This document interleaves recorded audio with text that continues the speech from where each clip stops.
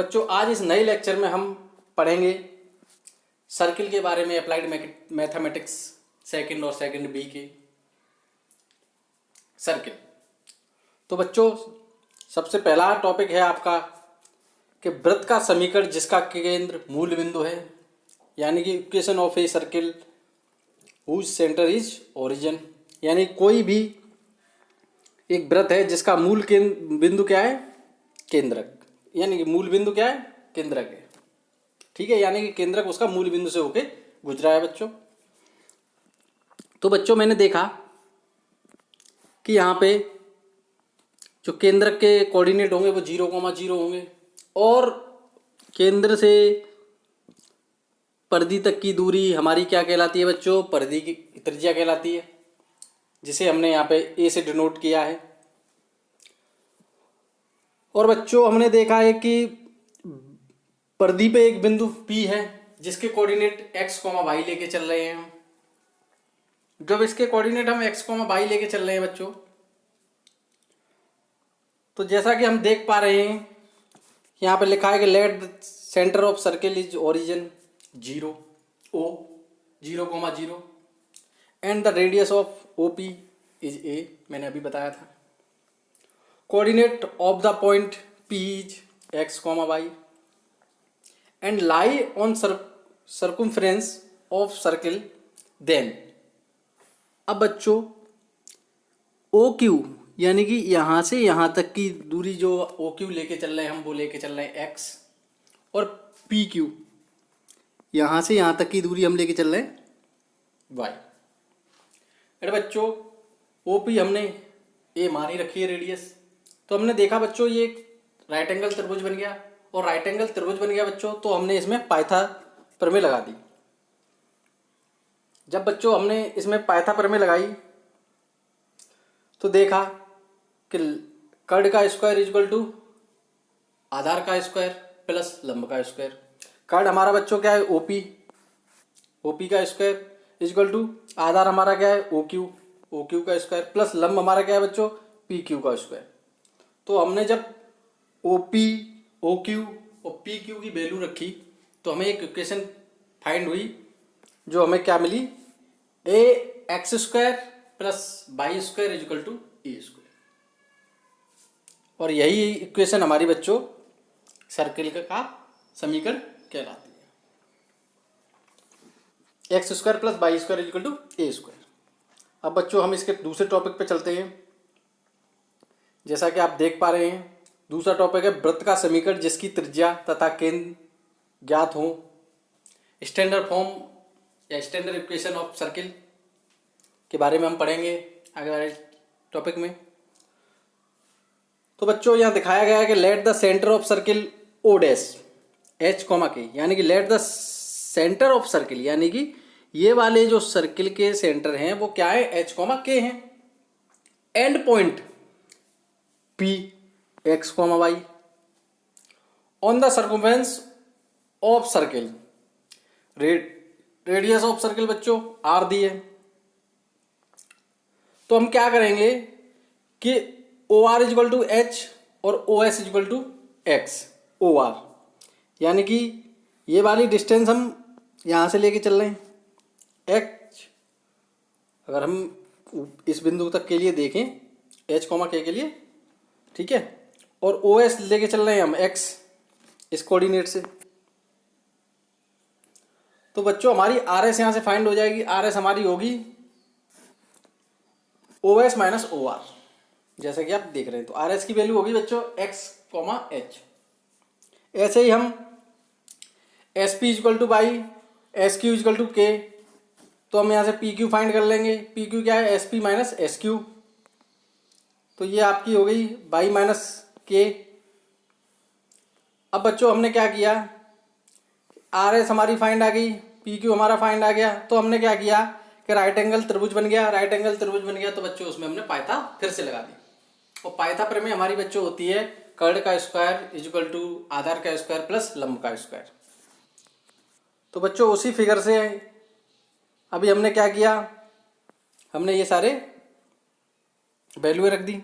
तो हमने बच्चों देखा कि स्टैंडर्ड इक्वेशन जो हमारी आ रही है जिसके सेंटर हम एच कॉमा के लेके चल रहे हैं, तो उसमें हमारी आ रही है एक्स माइनस एच का whole square plus y minus k का whole square equal to are square.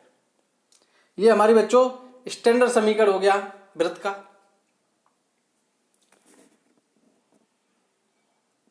इसके बाद हम बच्चों वृत्त के समीकरण का व्यापक रूप यानी कि general form of equation of circle के बारे में पढ़ते हैं। इसमें क्या है बच्चों कि when the centre of circle is h comma k, जैसा कि ऊपर था वैसा ही सेम नीचे, and the radius is r, then the equation of circle क्या होगी, एक्स माइनस एच का whole square plus y minus k का whole square equal to are square. अब मैंने बच्चों क्या किया कि मैंने इसके होल स्क्वायर खोल दिए। जब होल स्क्वायर ओपन कर दिए तो बच्चों क्या हुआ, एक्स स्क्वायर फॉर्मूला लगा दिया यहाँ पे ए माइनस बी का होल स्क्वायर और ए माइनस बी का होल स्क्वायर, ये फॉर्मूला लगाए तो क्या होता है ए माइनस बी का होल स्क्वायर बच्चों, A square minus B square, sorry A square plus B square minus 2ab। तो बच्चों यहाँ पे लगाए जब फॉर्मूले तो क्या हुआ कि x square plus H square minus 2xh plus Y square sorry plus Y K square minus 2k y equal to are square. तो बच्चों हमने जब x कॉमन वाली टर्म और ये सब टर्में अलग करी तो हमने दे पाया एक समीकरण हमें मिला। क्या मिला कि x square plus y square plus 2gx plus 2fy plus c equal to 0। यहाँ पे बच्चों g का मान है वो आपका माइनस एच के बराबर है और f का मान है वो माइनस के बराबर है। और बच्चों जो एक c कांस्टेंट है इसकी वैल्यू है आपकी एच स्क्वायर प्लस के स्क्वायर माइनस आर स्क्वायर। तो बच्चों हमने पाया कि सेंटर ऑफ सर्किल क्या हो गए एच कॉमा के की मान क्या हो गए माइनस जी कॉमा माइनस एफ, सॉरी यहाँ पे माइनस है, माइनस जी कॉमा माइनस एफ। और रेडियस बच्चों क्या होगी आर अंडर रूट में एच स्क्वायर प्लस के स्क्वायर माइनस सी। तो ये बच्चों आपका व्यापक समीकरण आ गया, ये इसके सेंटर आ गए, सेंटर ऑफ सर्किल आ गया और ये बच्चों इसकी रेडियस आ गई। अब बच्चों इसके बाद हम नेक्स्ट टॉपिक पढ़ते हैं इसी का, कुछ विशिष्ट स्थितियों में वृत्त का समीकरण हमें कैसे फाइंड करते हैं वो हम देखते हैं। कि पहला केस है जब वृत्त का केंद्र एक्स अक्ष पर हो, यानी कि ये वृत्त बना है ये आपका एक्स अक्ष पे सेंटर है इसका। तो इस स्थिति में बेटा जो आपका y का कोऑर्डिनेट है वो 0 होगा और x का कोऑर्डिनेट आपका, अगर मैं वृत्त के केंद्र h कॉमा के लेके चलूँ तो बच्चों यहाँ पे वृत्त के केंद्र के कोऑर्डिनेट क्या होंगे h कॉमा 0, जैसा कि यहाँ पे दिखाया गया है। तो बच्चों ये इसी तरह से मैंने क्या किया समीकरण में रख दिया, व्यापक समीकरण में। जब व्यापक समीकरण में रखा तो ये इक्वेशन बन के आई। ये इक्वेशन बच्चों कब बन के आई, जब वृत्त का केंद्र एक्स एक्सिस पे है। बच्चों दूसरा केस देखते हैं हम। दूसरा केस है बच्चों जब वृत्त का केंद्र बाई अक्ष पे स्थित है, यानी कि बच्चों बाई एक्सिस पे जब स्थित है तो बच्चों आपका कोऑर्डिनेट ऑफ सेंटर क्या होंगे 0 कॉमा के, क्योंकि यहाँ एच की वैल्यू क्या होगी बच्चों 0 होगी। जब एच की वैल्यू बच्चों 0 होगी तो फिर हम व्यापक समीकरण ले लेंगे और उसमें एच की वैल्यू और के की वैल्यू रखेंगे। तो हमें जो समीकरण प्राप्त होगा वो होगा x square plus y minus k का whole square equal to are square. ये वाली इक्वेशन हमें कब प्राप्त होगी, जब हमारा सर्किल बाई एक्सिस का केंद्र बाई अक्ष पर है। उसके बाद बच्चों आपका थर्ड केस है कि जब वृत्त का मूल बिंदु, जब वृत्त मूल बिंदु से होकर गुजरता है, इस स्थिति में बच्चों मूल बिंदु 0, 0 कोऑर्डिनेट होते हैं, से केंद्र एच कॉमा के की दूरी मान लो r, ठीक है बच्चों। तो अब आप क्या करोगे कि x की जगह h रख दो और y की जगह k रख दो और जो आपके h और k थे वहां पे आप 0, 0 रख दो। तो वहां से आप एक समीकरण प्राप्त कर लोगे कि H square equal plus Y K square equal to are square. यानी कि आर स्क्वायर की वैल्यू बच्चों आपने फाइंड कर ली एच स्क्वायर प्लस के स्क्वायर। अब यही वैल्यू बच्चों व्यापक समीकरण में रख दो तो आपको सर्किल की इक्वेशन पता चल जाएगी। कब? जब वृत्त मूल बिंदु से गुजरता है। चौथा केस है बच्चों, जब मूल बिंदु से वृत्त तथा केंद्र एक्स अक्ष पर स्थित हो। जब मूल बिंदु वृत्त तथा केंद्र एक्स एक्सिस पर स्थित हो, इस दशा में बच्चों एच इक्वल टू आर और के इक्वल टू 0 लेके चलेंगे आप। तो जब ये मान आप व्यापक समीकरण में रखेंगे या स्टैंडर्ड समीकरण में रखेंगे, स्टैंडर्ड समीकरण में रखेंगे तो क्या वैल्यू प्राप्त होगी आपको? Y square plus x square minus 2x r equal to 0। ऐसे ही बच्चों पांचवा केस है आपका कि जब मूल बिंदु वृत्त तथा केंद्र बाई अक्ष पर स्थित हो, जैसा कि इसमें दिखाया गया है। तो एच की जगह आप 0 लेके चलेंगे और के की जगह आर लेके चलेंगे। तो बच्चों इसका भी एक समीकरण प्राप्त हो जाएगा आपको, x square plus y square minus 2/r equal to 0। हल्का हल्का डिफरेंस है दोनों में, देख लेना, ठीक है। छठवां केस है बच्चों आपका कि जब वृत्त एक्स अक्ष को स्पर्श करता है, यानी कि जब वृत्त एक्स अक्ष को स्पर्श करता है यानी केंद्र से और एक्स अक्ष तक की कुछ ना कुछ दूरी होगी जिसे हम आर लेके चल रहे हैं, यानी के इक्वल टू आर। तो जब के इक्वल टू आर ले रहे हैं तो हम इसके स्टैंडर्ड समीकरण में क्या रख देंगे? के की जगह आर रख देंगे बच्चों। तब जो समीकरण प्राप्त होगा वो वृत्त का समीकरण होगा। ऐसे ही बच्चों जब वृत्त बाई एक्सिस एक्स को स्पर्श करता है, जब बाई अक्ष को स्पर्श करता है यानी कि बाई अक्ष से उसकी कुछ दूरी होगी केंद्र की, और केंद्र की दूरी हम आर लेके चलें यानी कि एच बराबर आर लेके चलें तो एक समीकरण प्राप्त होगा बच्चों। इसके बाद हमारा बच्चों अगला केस है कि जब वृत्त एक्स अक्ष तथा बाई अक्ष दोनों को स्पर्श करता है। जब दोनों को स्पर्श करता है यानी कि सेंटर की डिस्टेंस दोनों अक्षों से बराबर होगी, यानी हम आर लेके चलेंगे उसे। और जब आर लेके चल रहे हैं बच्चों हम, तो ये स्टैंडर्ड समीकरण में अगर हम इसकी वैल्यू रख देंगे एच कॉमा के की आर, तो ये इक्वेशन हमें प्राप्त हो जाएगी। अब बच्चों नेक्स्ट टॉपिक आया इसी में द्विघात समीकरण से वृत्त की त्रिज्या तथा केंद्र ज्ञात करने की विधि। इसमें आपको क्या करना है कि बच्चों एक्स स्क्वायर तथा वाई स्क्वायर का गुणांक इकाई बनाएं, फिर उसके केंद्रक हो जाएंगे। केंद्रक कैसे लिख लेंगे कि माइनस 1/2 एक्स का गुणांक कॉमा माइनस 1/2 वाई का गुणांक, तो आपके ये केंद्रक आ गई। ऐसे ही आपकी त्रिज्या क्या हो जाएगी बच्चों? अंडर में एक्स 1/2 एक्स का गुणांक का होल स्क्वायर प्लस 1/2 वाई का गुणांक का होल स्क्वायर माइनस अचर राशि, यानी कि जो आपकी G square plus F square minus C under में आती है, ठीक है बच्चों। अब बच्चों इसमें लास्ट पॉइंट है मेरे ख्याल से कि इस तरह के भी न्यूमेरिकल हम देखेंगे कि व्यास के शीर्षों के निर्देशांक के 2 पदों में वृत्त का समीकरण फाइंड करना।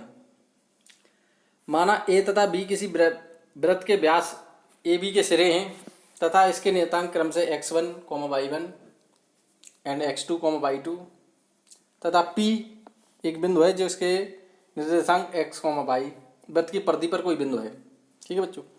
तब AP की प्रवणता बच्चों क्या होगी? y minus y1 upon x minus x1 equal to m1, और BP की प्रवणता होगी बच्चों y minus y2 upon x minus x2 upon equal to m2। जब ये एक दूसरे के लंबवत होंगे बच्चों तो m1 into m2 equal to -1, यहाँ से हम ये इक्वेशन फाइंड कर लेंगे। तो ये था बच्चों सर्किल से संबंधित फॉर्मूले कह लो चाहे थ्योरी कह लो, जो भी कह लो आप, वो इससे संबंधित न्यूमेरिकल हैं, वो मैं आपको आगे वाली स्लाइड में दिखाता हूँ। अब बच्चों यहाँ से शुरू होते हैं आपके न्यूमेरिकल। बहुत अच्छा टॉपिक है सर्किल, कम से कम बच्चों आपका 5 से 10 नंबर में क्वेश्चन आ जाएंगे बच्चों एक्सटर्नल एग्जाम में, 5 से 10 नंबर में। बहुत बढ़िया चैप्टर है ये। जैसे कि बच्चों इसमें है कि find the equation of circle whose centre -4,6 and radius is 8। तो बच्चों इसमें क्या है, h, k की वैल्यू दे रखी है, कितनी दे रखी है? -4,6, और रेडियस r की वैल्यू कितनी दे रखी है? 8। तो बच्चों हमसे पूछा है कि सर्किल के समीकरण ज्ञात करो। तो सर्किल का समीकरण यानी कि सर्किल का जो स्टैंडर्ड फॉर्म होती है वो क्या होती है, एक्स माइनस एच का whole square plus y minus k का whole square equal to are square. अब यहाँ पे हम एच और के की वैल्यू रख देते हैं। जब वैल्यू रख देते हैं तो उसे हम सॉल्व करते हैं, तो यहाँ से हमें सर्किल का समीकरण प्राप्त हो जाता है बच्चों इस फॉर्म में। दूसरा क्वेश्चन है बच्चों इसका कि find the equation of circle whose centre is 2, -1 and passes through the point 3, 6। पहला वाला क्वेश्चन था बेटा जिसमें आपको सेंटर दे रखे थे और रेडियस दे रखी थी। अब इसमें क्या किया, सेंटर दे रखे और परिधि पे एक बिंदु दिया है जिस P या A जिसके हमें कोऑर्डिनेट दे रखे हैं 3, 6। यानी कि बच्चों आप देख रहे हैं अब दो बिंदु दे रखे हैं हमें जिनके निर्देशांक दिए हैं। तो हम क्या करें बच्चों, मान लें हम OA एक रेखा खींच लें। इस रेखा की दूरी फाइंड करना चाहें दो बिंदुओं की दो पॉइंट के कोऑर्डिनेट की सहायता से, तो क्या होगी, वो ये होती है बच्चों कि अंडर में x² माइनस x1 का whole square plus y 2 minus नहीं सॉरी गलत हो गया, क्या होती है बच्चों अंडर में x2 माइनस x1 का whole square plus y 2 minus y 1 का होल स्क्वायर। और ये जितने भी जैसे कि O बिंदु है ये इसके कोऑर्डिनेट हो गए आपके x1, y1 और ये कोऑर्डिनेट हो गए x2, y2। जब ये कोऑर्डिनेट हो गए और यही कोऑर्डिनेट हमने उठा के यहाँ x वैल्यू रख दी तो हमने यहाँ से r की वैल्यू फाइंड कर ली बच्चों, क्योंकि केंद्र को परिधि से मिलाने वाली रेखा हमारी क्या कहलाती है, त्रिज्या कहलाती है। तो r की बच्चों वैल्यू फाइंड कर ली हमने 50। अब हमने क्या किया कि ये केंद्र है, अब मान लो इसके h, k के मान हो गई है और रेडियस हमने 50 फाइंड ही कर ली रूट में। तो हम जो स्टैंडर्ड समीकरण होता है वो क्या होता है, x माइनस एच का whole square plus y minus k का whole square equal to are square. और ये वैल्यू जब हम रख देंगे तो यहाँ से हम नई सर्किल की इक्वेशन फाइंड कर सकते हैं। नेक्स्ट क्वेश्चन है बच्चों आपका कि find the centre and radius of circle. यानी कि उसने इक्वेशन दे दी हमें दो और उनके हमसे सेंटर और रेडियस पूछी है। तो बच्चों कैसे सॉल्यूशन होगा इसका देखते हैं। We know that standard equation of circle क्या है, x² plus y² plus 2gx plus 2fy plus c equal to 0। जब इस समीकरण इसको हमने 1 मान लिया और इसको हमने सेकंड मान लिया तो फर्स्ट और सेकंड का जब हमने कंपैरिजन किया बच्चों तो हमने पाया कि 2g की जगह हमें क्या मिला 8। तो हमने 2g इक्वल टू क्या रख दिया 8। तो g की वैल्यू क्या आ गई बच्चों यहाँ से 4 और 2f की जगह हमें बच्चों क्या मिला -6। तो हमें बच्चों f की वैल्यू क्या आ गई -3 जैसा कि आप देख पा रहे हैं। और इस इक्वेशन से समीकरण सेकंड से हमने c की भी वैल्यू निकाल ली कितनी -11। अब बच्चों उसने पूछा हमसे रेडियस और रेडियस बराबर हम जानते हैं कि रूट में g² plus f² minus c। तीनों वैल्यू हमें पता है, मान रख दो रेडियस के मान निकल आएगा यहाँ से। और बच्चों केंद्र क्या होंगे -g, -f, यही तो केंद्रक होंगे, दोनों की वैल्यू बताएं वो रख दो तो केंद्रक ले फाइंड हो जाएंगे। इस तरह से अगर आपको समीकरण दिया हो सर्किल का और आपसे रेडियस और केंद्रक पूछे हों तो आप ऐसे फाइंड कर सकते हैं बच्चों। इसके बाद नेक्स्ट प्रॉब्लम पे हम पढ़ते हैं बच्चों, find the equation of circle whose centre is concentric to the circle x² plus y² minus, ये एक समीकरण दिया है सर्किल का, एंड पासिस थ्रू -2, -7। अब बच्चों हमने क्या किया कि यहाँ से हमने स्टैंडर्ड इक्वेशन निकाल ली। स्टैंडर्ड इक्वेशन से दोनों का कंपैरिजन किया ऊपर वाले सवाल की तरह। जब कंपैरिजन किया तो वहाँ से g, f और r के मान निकाल लिए। जब g और f, r के मान निकाल लिए तो बच्चों हमने यहाँ से रेडियस की वैल्यू फाइंड की। जब रेडियस की वैल्यू फाइंड की हमने तो रेडियस आ गई। रेडियस आने के बाद बच्चों हमने क्या किया कि हमने जो g और यानी कि इक्वेशन ऑफ सर्किल r निकालने के बाद हमने क्या किया इक्वेशन ऑफ सर्किल, यानी कि जो हमारे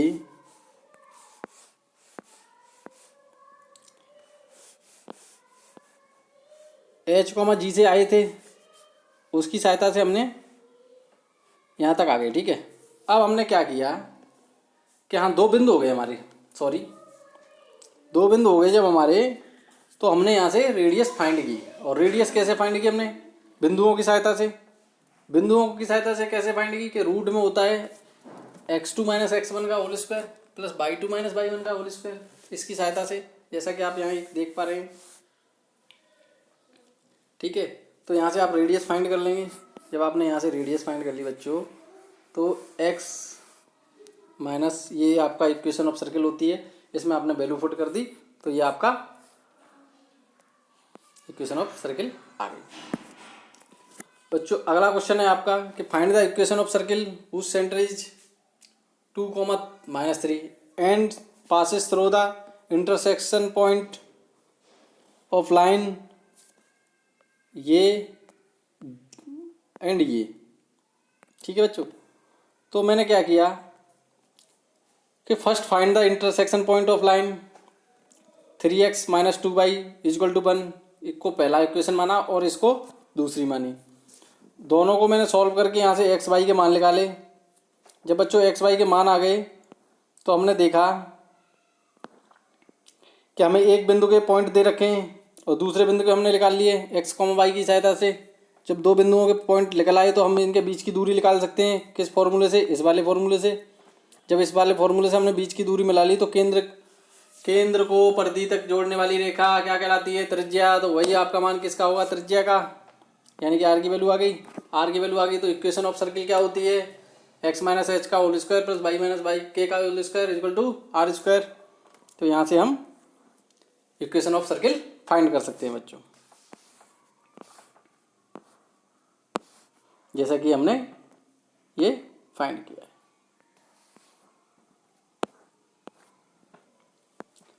बच्चों अगला क्वेश्चन है आपका, आपको इसमें हर तरह की प्रॉब्लम मिलेगी बच्चों, जिस पे आपको प्रैक्टिस करनी है।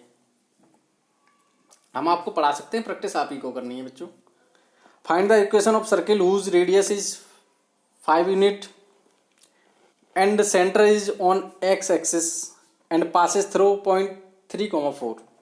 ये एक नया टाइप का क्वेश्चन आ गया बच्चों। तो इसे सॉल्व कैसे करते हैं कि देखो कि because the centre of circle is on x axis therefore k equal to 0 होगा। जाहिर सी बात है, जब k इक्वल टू 0 होगा तो उसके कोऑर्डिनेट्स क्या होंगे? h,0 और इसकी रेडियस आपको दे दी है 5 और पॉइंट दे रखे हैं 3,4।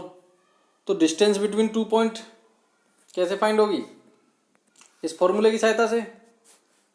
इस फॉर्मूले की सहायता से, यानी कि आप क्या करेंगे, यहाँ से h की वैल्यू फाइंड कर लीजिएगा बच्चों। जब यहाँ से h की वैल्यू फाइंड कर लिया आपने तो h के बच्चों हमने पाए 2 मान आए।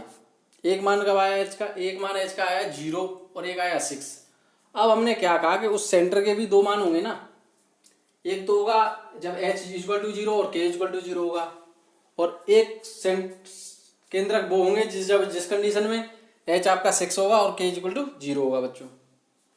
तब बच्चों हमने अलग अलग सेंटर बिंदुओं पर, जैसे equation of circle when centre 0,0 and radius is 5, हमने सर्किल की इक्वेशन फाइंड करने की कोशिश की। तो हमने ये निकाला एक इक्वेशन, और ऐसे ही हमने क्या किया, दूसरे सेंटर ले लिए 6,0 और रेडियस 5 लेके चले, तो हमने स्टैंडर्ड इक्वेशन में रख दिया। तो हमने सर्किल की ये वाली कंडीशन निकाल ली इक्वेशन। तो बच्चों जैसा कि हमने पहली इक्वेशन देखी थी, पहला समीकरण देखा था, यानी क्वेश्चन, वो क्या था बच्चों? एक बार फिर से निगाह डाल लो आप कि पहला क्वेश्चन था बच्चों आपका जिसमें आपको सेंटर दे रखे थे और रेडियस दे रखी थी, वहां से आपको इक्वेशन फाइंड करनी थी। ऐसा क्वेश्चन आपका 1 या 2 नंबर में आ जाएगा। इसके बाद बच्चों दूसरा क्वेश्चन था आपका कि दूसरा क्वेश्चन क्या था आपका बच्चों कि आपको सेंटर भी दे रखा था और आपको एक बिंदु, परिधि का एक बिंदु, उसके भी कोऑर्डिनेट दे रखे थे। तो वहां से आपने रेडियस फाइंड की, और वहां से रेडियस फाइंड करने के बाद आपने बच्चों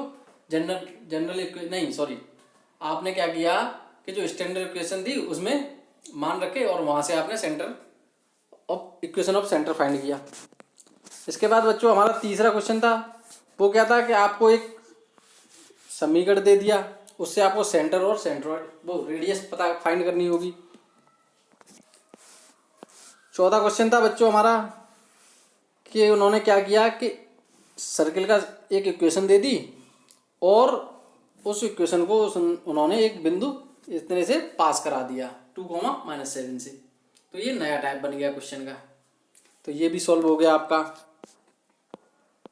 इसके बाद आपका एक नया क्वेश्चन आया कि 2 लाइन दे रखी हैं, ये और एक सेंट्रॉइड दे रखे हैं उन्होंने, और उन्होंने इक्वेशन पूछ ली सर्किल की। तो आपने क्या किया, पहले तो एक्स वाई जेड की वैल्यू दोनों लाइन इक्वेशनों से आपने एक्स वाई के मान फाइंड कर लिए। जब एक्स वाई के मान फाइंड हो गए तो आपने 2, -3 से क्या किया, आपने बीच की डिस्टेंस फाइंड कर ली। जब बीच की डिस्टेंस फाइंड कर ली बच्चों, तब आपने इक्वेशन ऑफ सर्किल फाइंड कर लिया।